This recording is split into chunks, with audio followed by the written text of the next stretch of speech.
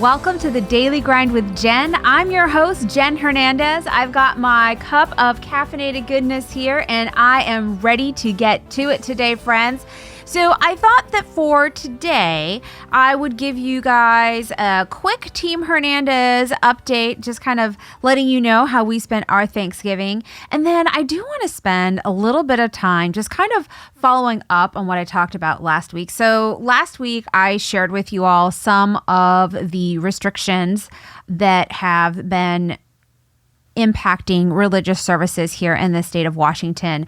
While we were out celebrating our Thanksgiving, a very recent U.S. Supreme Court case came out. It is called Roman Catholic Diocese of Brooklyn, New York versus Andrew Cuomo, governor of New York, on application for injunctive relief.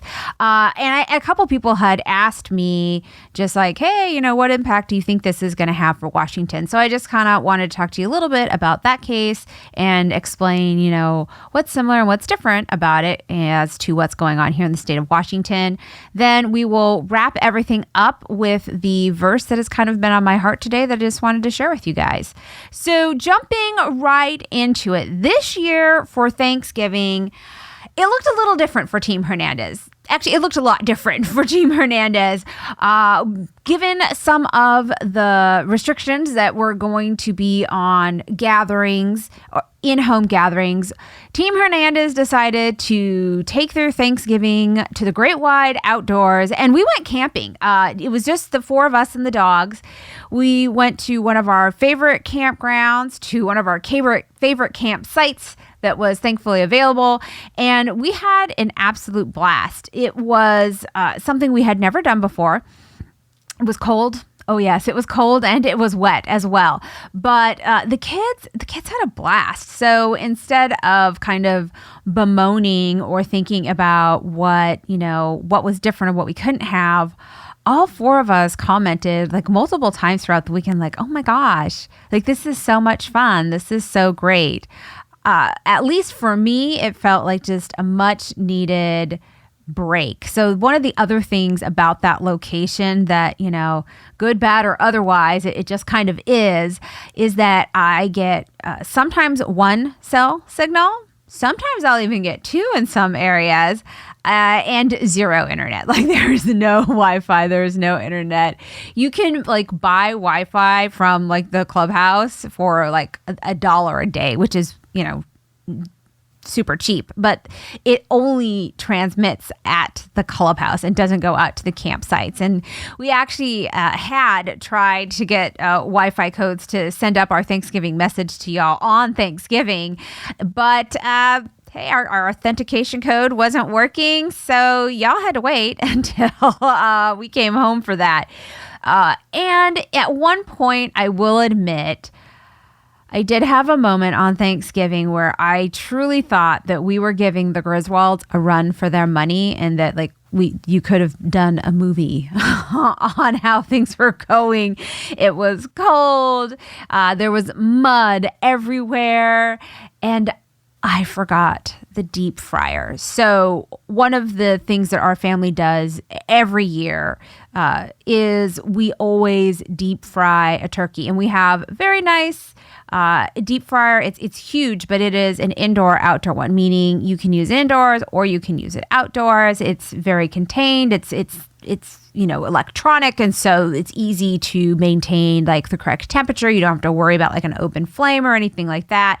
So we love it. We've had it for years, and I forgot it. I didn't even realize I forgot it until Thanksgiving morning. I was just kind of, running through my head all the different things that, I needed to take care of, and, kind of timing it out, when we're going to do everything. And I realized I forgot it. I cannot believe I forgot it, because I spent, and I'm not exaggerating here, 20 to 30 minutes cleaning it, getting it ready to come. And we got home, and there it was sitting on the kitchen island, all shiny and bright, just waiting to be used. So we talked about it, we voted on it, and the decision was made that we would make everybody's favorite camping meals on Thanksgiving. And then when the hardware hardware store opened on Friday, we would go there and we would buy an outdoor deep fryer because I saw that they did have some in stock. With my one cell bar, I was able to, after several minutes, get the page to load and realize that unfortunately they were closed on Thanksgiving, but we still had like a great meal. It was super yummy. The kids had a blast. I also gave them their first gifts of Christmas. So, yes, I got everybody matching Christmas pajamas.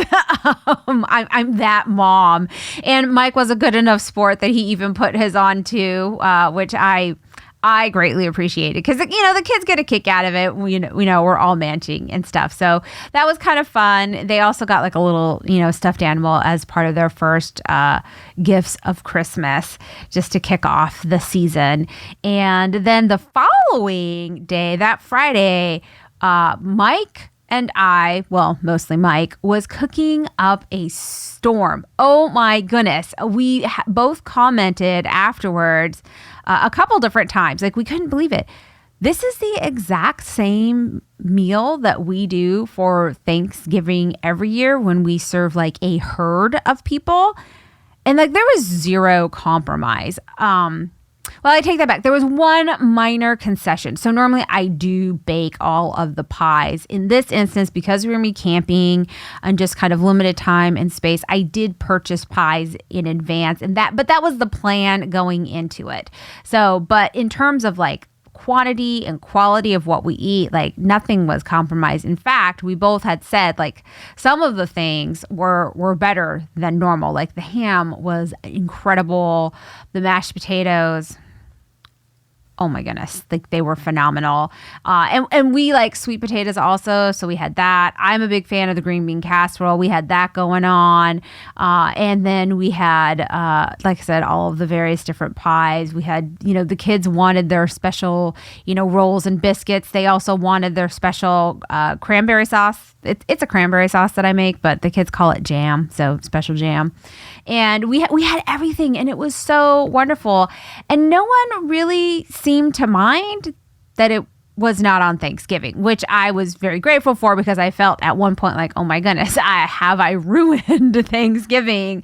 But they didn't, no one seemed to care. We just, they just really wanted to hang out together and have fun and spend time together, which is what we did. So, yeah, it was good. It was a great trip. I mean, I do hope in the future that we can, have the larger gatherings. But that being said, like, I would totally not be opposed to making this like a new tradition for us. I really enjoyed getting away and being with just Mike and the kids, just our small little core. For me, so much, the holidays have always been, I really enjoy like those big, large family gatherings, which, can be a lot of work to prepare for and, to clean up afterwards also.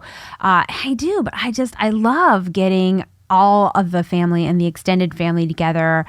It's so much fun. So I was surprised that I found so much joy in this, much significantly smaller gathering. And so much, in fact, that, I'm like, this might be something to consider for the future.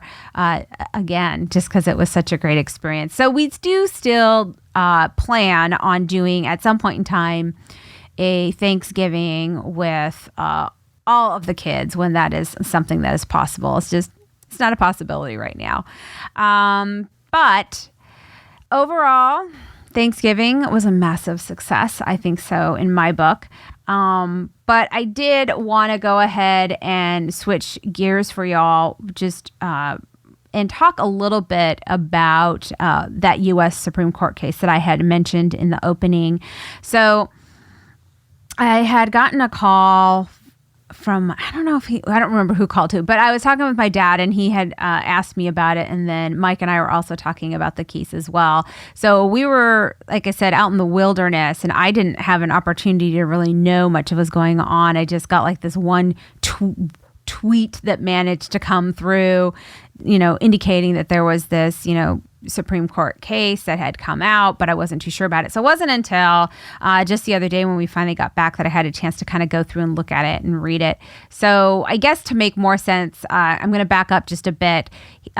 For this, I think we're launching into week 2 now that additional restrictions have been on in the state of Washington in regards to religious services. So here in Washington, the restrictions have to do with, to some degree, numbers, but in a greater degree, capacity. So depending on the capacity of a building, you can have 25% capacity or up to 200 people, whichever is less.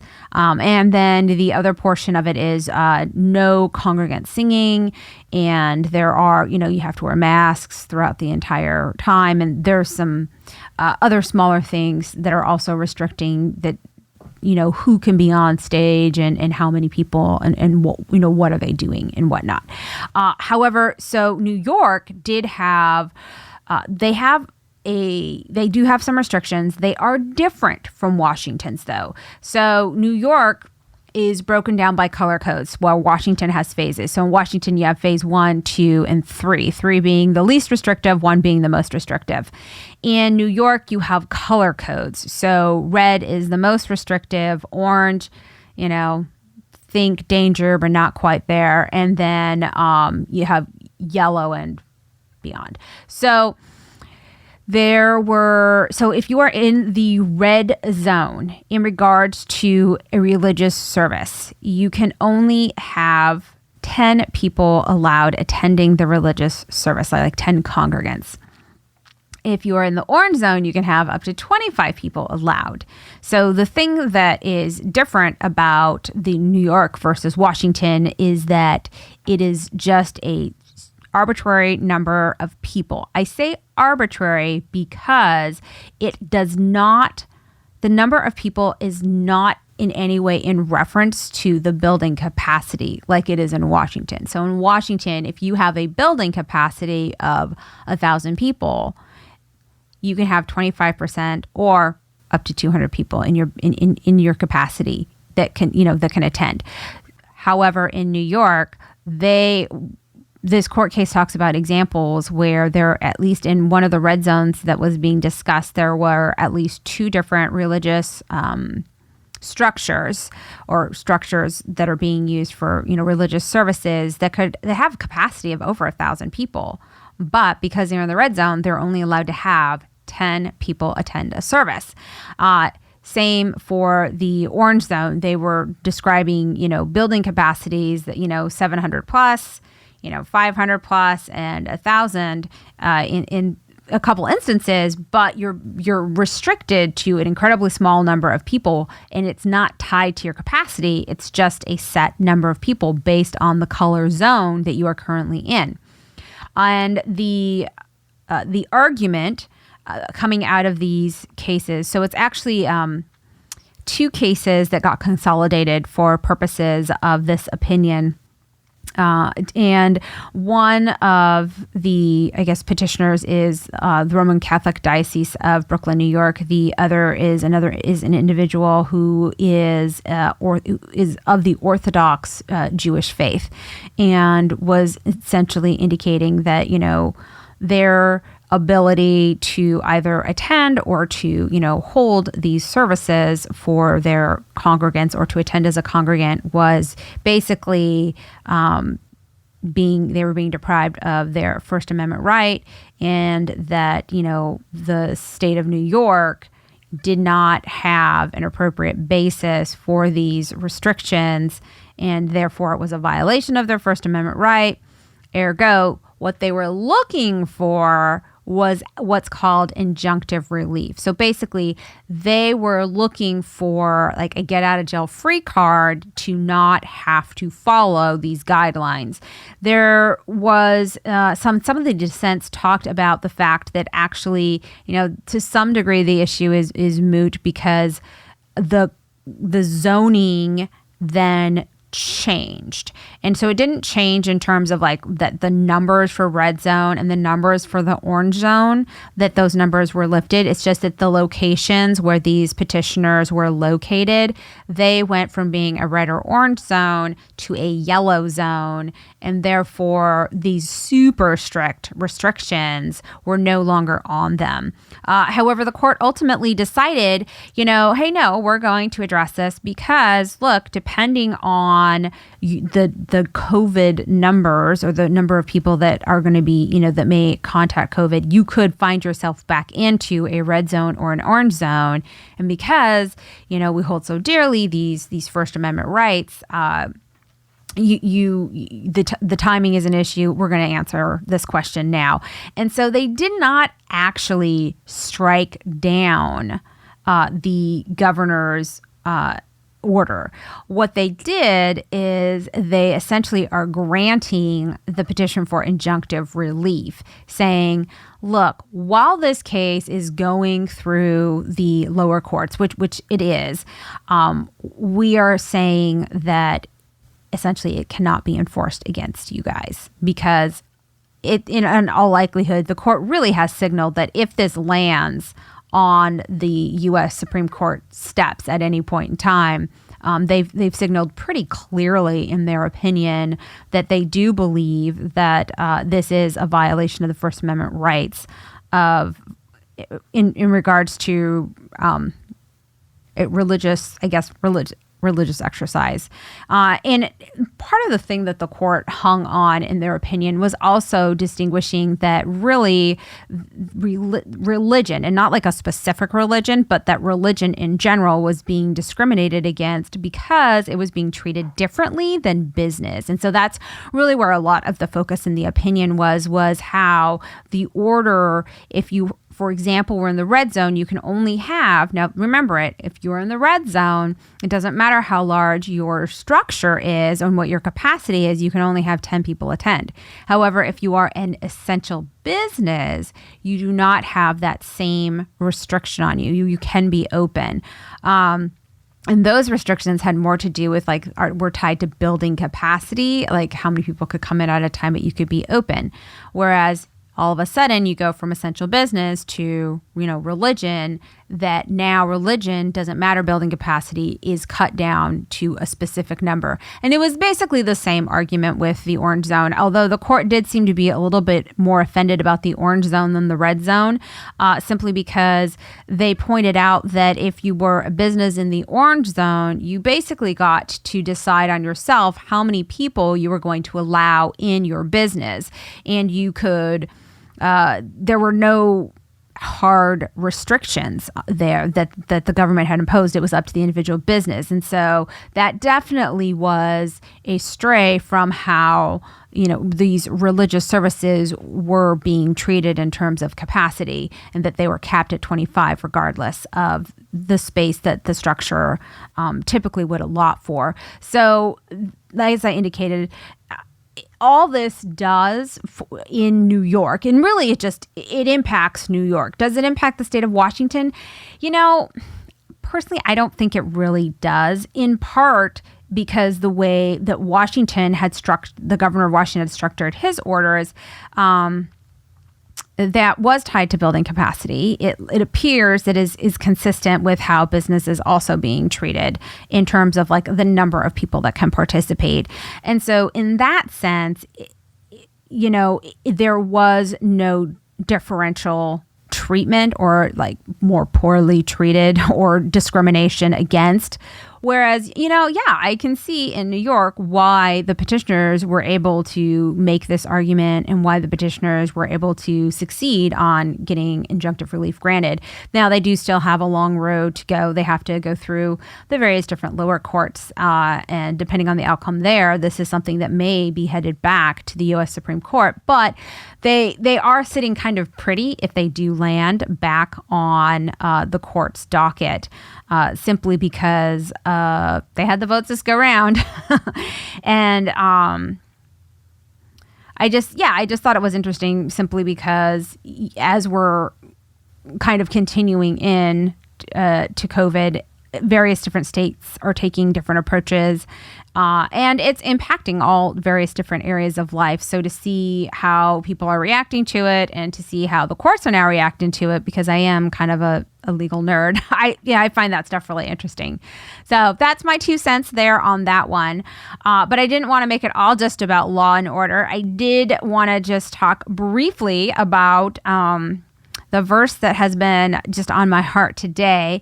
So somewhat switching gears, but also in line, is Psalm 71:14.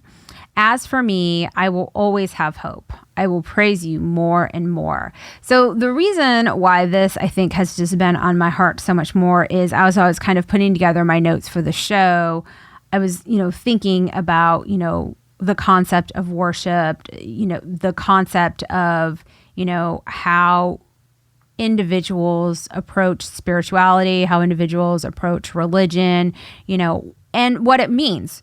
And it means something different to everybody.